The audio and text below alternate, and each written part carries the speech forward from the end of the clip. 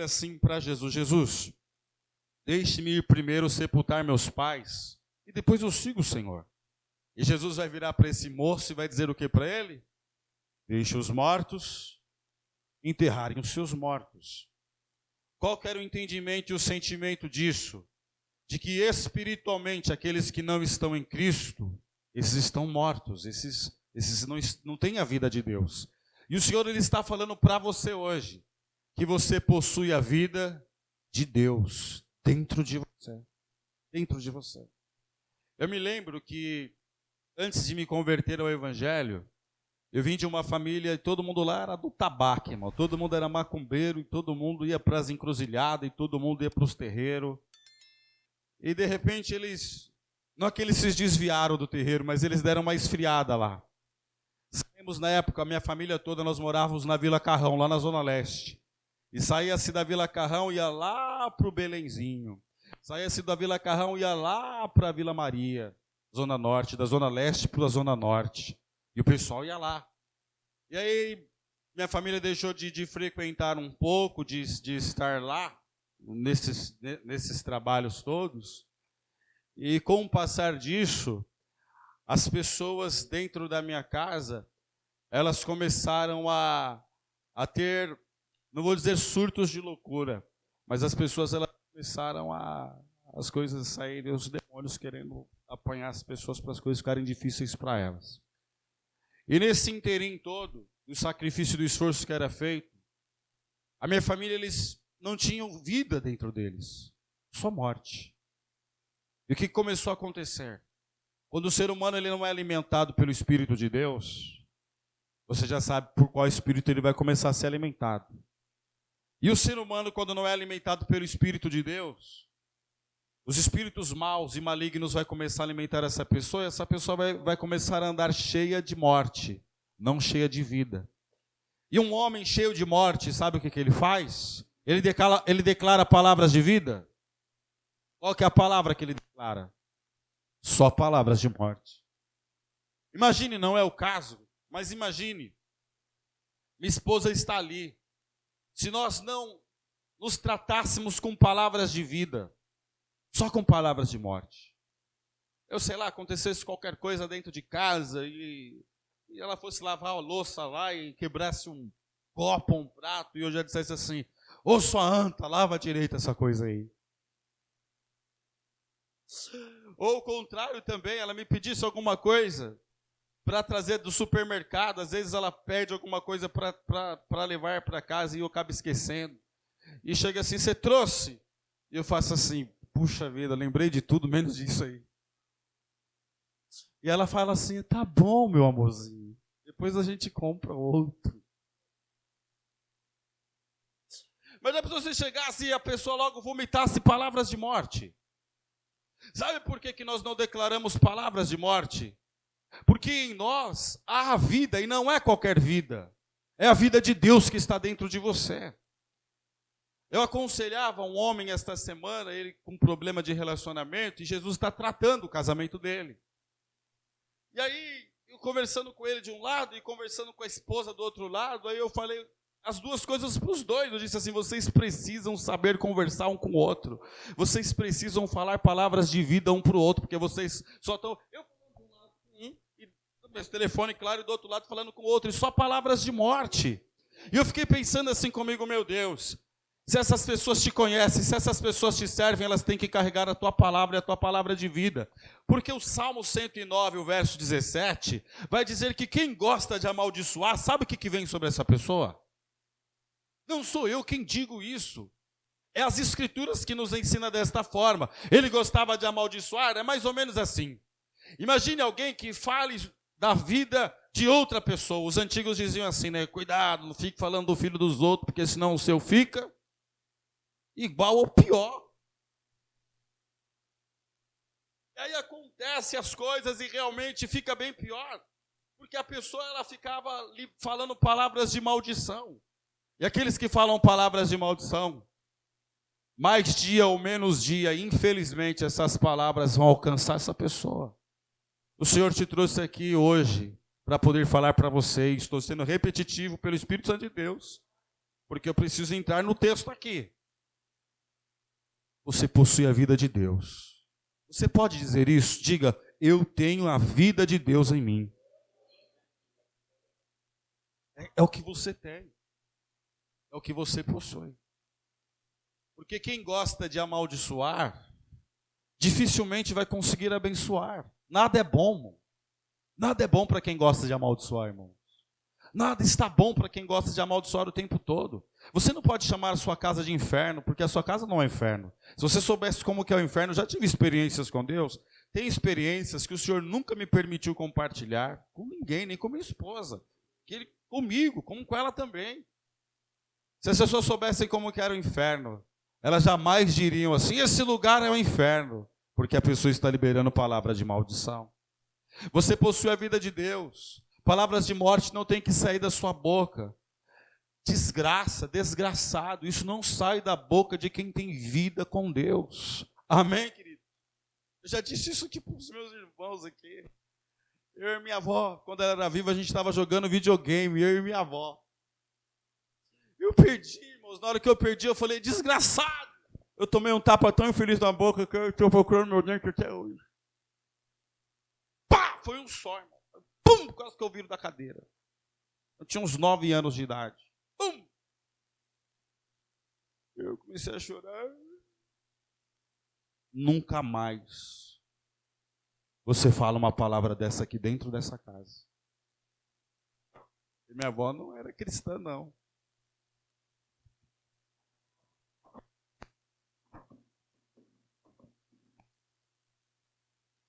Olha o que ela disse.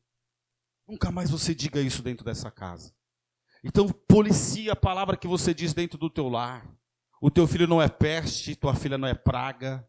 Eles são bênçãos de Deus. Amém? O seu marido não é traste, a sua mulher também não. É bênção do Senhor sua casa. Nós louvamos aqui uma canção. Minha família é bênção do Senhor, me ensina a tratar minha família com amor, edifica minha casa para o seu louvor. A minha é o quê? É um presente do Senhor. É o seu lar que é isso. Porque você tem vida de Deus. Pode aplaudir mesmo Jesus. Ô, glória! Enquanto você aplaude, diga, eu tenho vida de Deus em mim. Ô, glória! Quem está entendendo, diga glória a Deus. Agora eu vou te mostrar uma história na palavra de Deus. Para você entender o perigo que é, meu irmão, se você começa a amaldiçoar, porque ele gostava de amaldiçoar, venha sobre ele a maldição. Então a gente tem que aprender a bendizer e abençoar. Abra sua Bíblia Sagrada comigo. No livro de 2 Samuel, capítulo de número 16. Para a glória de Deus. 2 Samuel 16. 2 Samuel 16. Dentro das Escrituras, quando você ler a palavra maldição, qualquer texto bíblico que você ver palavra maldição, ou alguém proferindo maldição para outra pessoa, eles tinham entendimento assim por questões culturais, que como se fosse a pessoa desejando a própria morte do outro. A irmã Elaine uma vez ministrou um louvor, e eu estava ali onde o irmão Dionísio está sentado, ela estava aqui ministrando o louvor. Eu não me esqueço ela dizendo assim, e quando nós falamos, quando o ser humano fala palavras de ódio, ele coloca sentimento na palavra. E a pessoa ela fala assim, eu te odeio! Ela põe força, ela põe intensidade. Ninguém fala assim, ó, na raiva. Eu te odeio, lindo. A pessoa põe sentimento, não põe? Força, eu te odeio! E ela dizendo, quando a pessoa às vezes vai dar um beijo em alguém, ou um filho, ou uma esposa, ou um pai, eu te amo, às vezes a pessoa só fala, eu te amo. E não põe sentimento na palavra. Para a gente tomar cuidado, que às vezes quando a gente está com raiva, a gente põe sentimentos de ódio na palavra e não conseguimos colocar o mesmo sentimento quando nós estamos em paz. falando palavras de amor. Quem compreende isso, diga glória a Deus. Nas Escrituras, quando alguém falava sobre amaldiçoar, quem ouvia uma palavra de maldição entendia assim, essa pessoa literalmente quer que eu morra. Era esse o entendimento. Literalmente essa pessoa ela quer que eu morra, de verdade. E aí eu vou ler com vocês, segundo livro de Samuel 16, o versículo de número 5, diz assim: chegando o rei Davi a Baurim, um homem do clã da família de Saul chamado Simei, filho de Gera, saiu da cidade proferindo o quê? Maldições contra ele. E ele atirava pedras em Davi e em todos os conselheiros do rei, embora todo o exército e a guarda de elite estivessem à direita e à esquerda de Davi. Enquanto amaldiçoava, Simei dizia: saia daqui, assassino bandido. Em algumas versões escrito, homem de sangue. Versículo de número 8. O Senhor retribuiu a você todo o sangue derramado na família de Saul, em cujo lugar você reinou. O Senhor entregou o reino nas mãos de seu filho Absalão. Você está arruinado, porque é um assassino. Deixa eu te explicar essa história. Davi, rei de Israel, homem segundo o coração de Deus. Ele está governando sobre o povo. E uma das piores coisas que poderia acontecer com um governante, principalmente com um rei na monarquia, era o povo passar fome. Meu irmão, hoje em dia, as pessoas podem até passar dificuldade, você pode até passar dificuldade, mas passar fome, alguém chegar ao extremo e dizer assim, não, eu estou passando fome, literalmente, não ter o que comer por dias. Para um rei, este era o pior cenário possível para qualquer governo. Fome é o pior cenário possível. Quem compreende isso, diga assim seja. Para qualquer governo, para qualquer um. Desde um governo federal, estadual, municipal, até para um governo do nosso lar. Até para um governo do nosso lar. Se as coisas começam a faltar dentro de casa, faltar, inevitavelmente as discussões elas vão começar a acontecer. Quem entende isso, diga assim seja. E nesse período aqui, a palavra do Senhor vai dizer que haviam 3 anos que a terra estava com fome, em fome. Davi, o rei de Israel, às vezes as pessoas pensam assim, o rei Davi, o homem segundo o coração de Deus, que tudo era muito lindo e maravilhoso nos dias do reinado dele. Não, as escrituras dizem que durante 3 anos, quantos anos, igreja? Houve fome durante o governo dele. Eu vou te mostrar daqui a pouco isso. Fome. 1 ano, 2 anos, 3 anos. E Davi ele começa a pensar assim, meu Deus, o que eu fiz de errado? Porque está 3 anos a terra, ela não prospera, e eu faço não dá certo, e eu tento não dar certo, meu irmão. 3 anos não é 3 dias. 36 meses, ó. E Davi ele vai buscar o Senhor. E Deus vai falar com Davi. Davi, a terra está sem produzir, porque um dia Saul, o rei anterior a Davi, ele cometeu uma injustiça muito grande contra um povo chamado Gibeonitas. Diga comigo, Gibeonitas. Vou ler daqui a pouquinho com vocês, eu preciso te explicar isso. E por causa disso, Davi, a terra, ela não está produzindo. Porque se tem uma coisa que irrita a Deus, é injustiça. Procure ser o mais justo possível com todo mundo, ou no mínimo com o maior número possível de pessoas que você puder ser. Seja sempre justo. Amém, irmãos? Justo. Seja justo. A gente vive em tempos de injustiça. Seja justo. Justo no seu pagamento com alguém. Justo na sua aquisição de alguma coisa. Justo. Seja sempre justo. Procure ser justo. No nome de Jesus. Porque Deus não se agrada de injustiça. E quando Davi ele ouve da boca de Deus que o motivo de quanto tempo de fome a terra estava? 3 anos. Era o que Saul havia feito. Pastor, mas o que Saul ele havia cometido?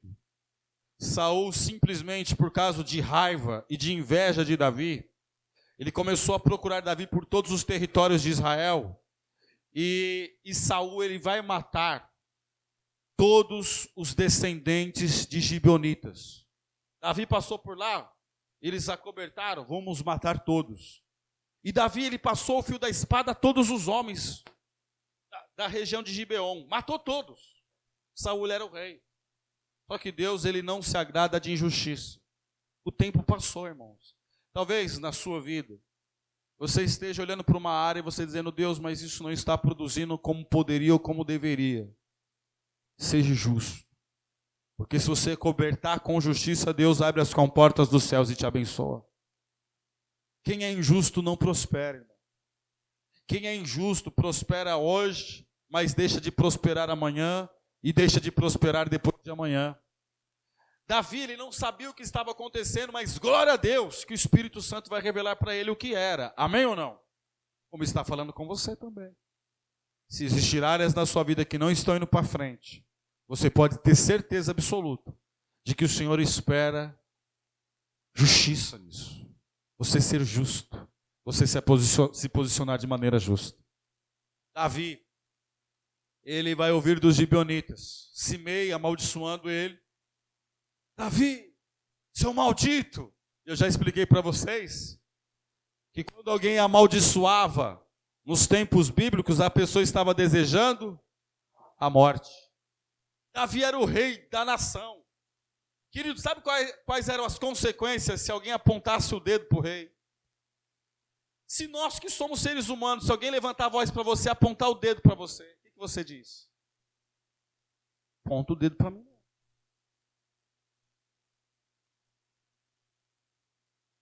Baixa o seu dedo. Ruim. Aponta o seu dedo para mim, não. Uma criança já pensou, você fala, eu quebro o seu dedo. Não aponta o dedo para mim. Não é um sinal de afronta? A gente não entende assim? Simei estava amaldiçoando Davi. Quero que você morra, Davi. Eu quero que você morra. A sua vida está indo de mal a pior. Absalão, seu filho, está aí destruindo com você, te infernizando. E tudo isso é bem feito para você, Davi. Eu quero é mais para você, Davi.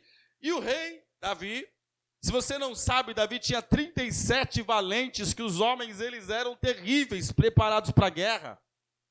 Do lado de Davi, Simei amaldiçoando o rei e os valentes de Davi, só olhando para Davi assim, esperando Davi dar algum sinal e ordem para poder prender Simei ou fazer alguma coisa contra Simei que estava amaldiçoando, e Davi assim, ó, a cabeça baixa, andando, e Simei amaldiçoando Davi, um homem segundo o coração de Deus.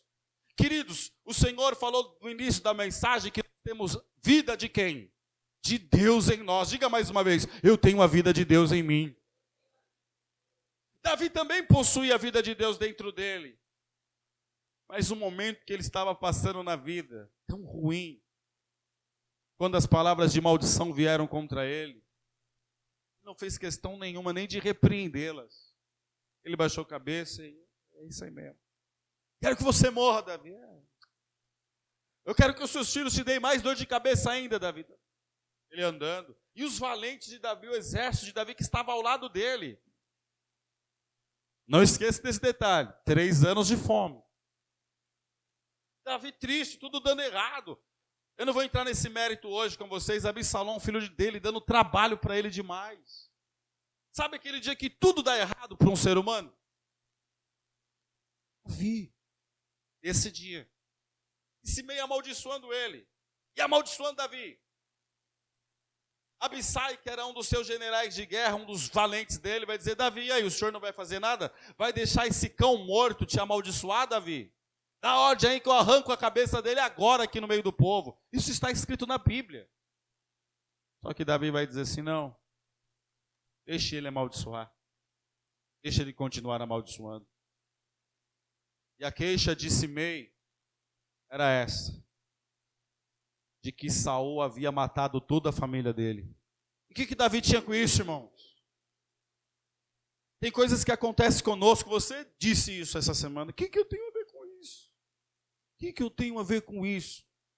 Aí o Senhor fala para você que Ele vai usar você para colocar justiça, balança de justiça dentro deste lugar. Vai usar você. Vai usar a sua vida para isso. Eu, pastor, você sim, Senhor. Você sim, Senhora. Quem entende isso, diga assim seja. Esse meio, ele vai ficar bravo porque ele havia perdido toda a família dele. Pastor, mas o que aconteceu com a família dele? Eu já te disse, Saul mandou matar todos.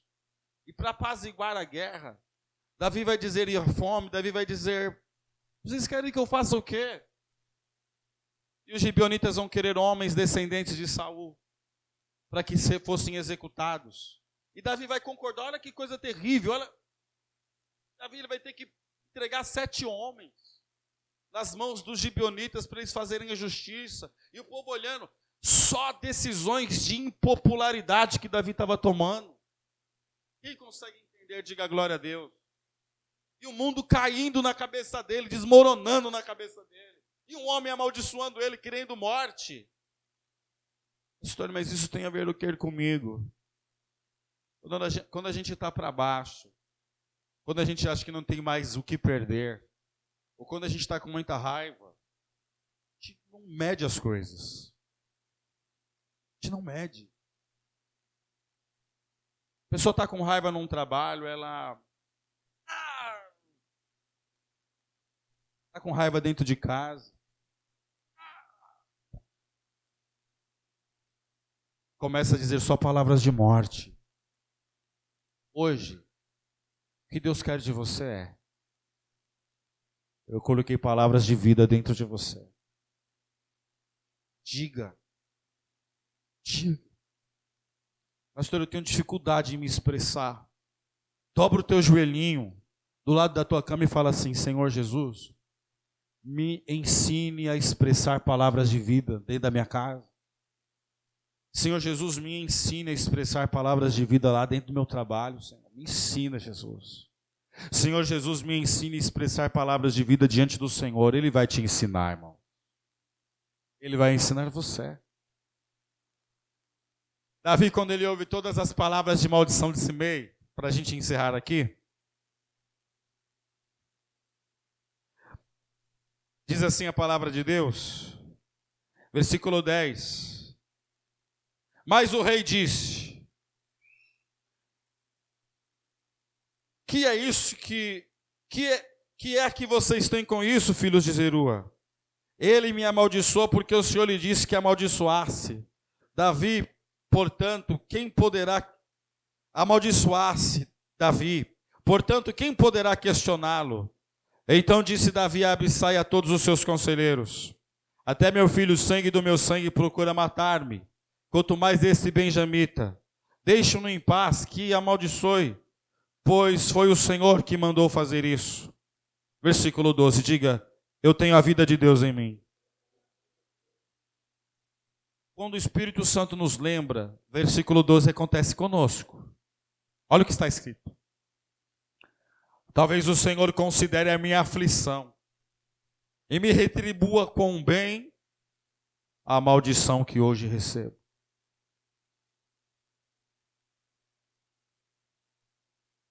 Onde há roturas,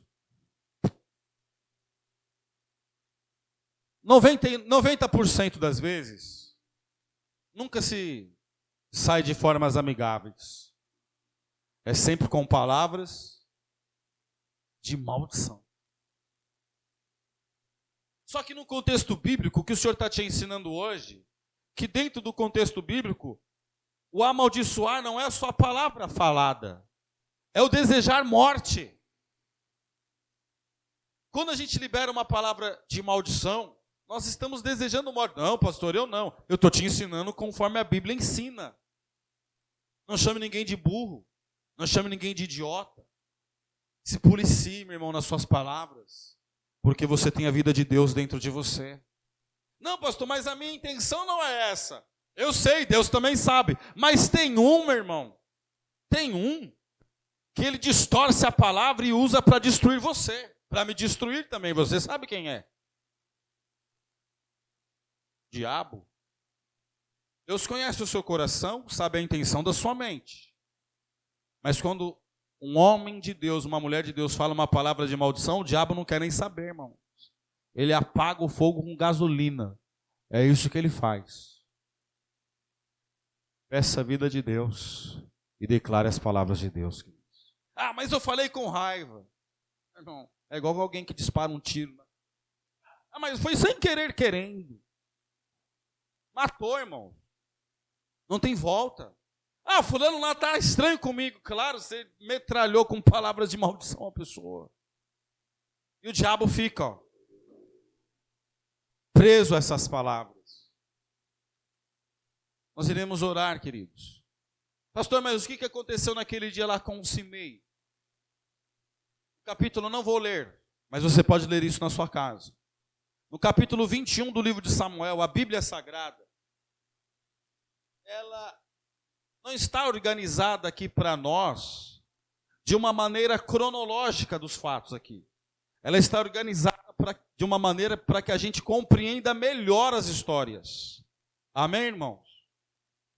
Quando tanto o Antigo Testamento com seus 39 livros e o Novo com seus 27, eles estão ordenados para que quando você lê-los, você venha entender as histórias. Mas não quer dizer que elas estão aqui organizadas. Eu li o capítulo, por exemplo, capítulo 16, segundo Samuel, com vocês. Mas se eu for ler primeiro, segundo Samuel 21, o que está escrito em 2 Samuel 21 aconteceu bem antes do que está escrito aqui no capítulo 16. Por que, pastor, assim? Porque quando foi organizados os textos, o cânon bíblico organizado para nós, e ele foi distribuído para que a gente, ao lermos, a gente compreenda melhor as histórias. Quem entende isso, diga glória a Deus. Leia capítulo 21 de 2 Samuel. Você vai ver o que os gibeonitas vão exigir para que haja paz. Justiça. Eles vão querer os filhos de Saul pendurados na corda. Era lei. Aí eu vou ter que entrar em outras histórias com você, não vou fazer isso, mas Números 35 vai falar acerca da lei de sangue derramado sobre um lugar, injustiça feita. Enquanto a injustiça não é corrigida, o lugar não vai para frente. Estão entendendo ou não, irmão? Não vai, não tem jeito, irmão. As coisas não são consertadas. É por isso que até para comprar coisas, você tem que orar, irmãos. Desde comprar uma bicicleta de alguém chegar a te oferecer uma bicicleta, um pai de família passando necessidade, a bicicleta vale 1.000, e ele chega, não, eu te vendo por 50, porque eu tenho que comprar o leite para o meu menino. Você fala assim, meu Deus, mas isso aí vale 1.000, não posso comprar por 50 porque vale 1.000, não, eu estou fazendo um bom negócio, não, eu estou explorando a pessoa na dificuldade que ela está enfrentando. Mas o mundo faz isso, pastor, o mundo. Os noias também roubam celulares de 5.000 e vendem por 200, por 500. O que Deus quer é justiça, irmãos. Enquanto Davi não fez justiça, o dedão de Simei, quero que você morra, Davi. Davi não podia fazer nada. E a moral dele como rei indo cada vez mais para o pé dele. Até que ele teve que praticar ato de justiça. E o Senhor assim mudou a história dele. Eu vou orar por vocês. Vai se colocando de pé no teu lugar. Tem glória a Deus aí ou não? Diga, eu tenho a vida de Deus em mim. Você tem a vida de Deus.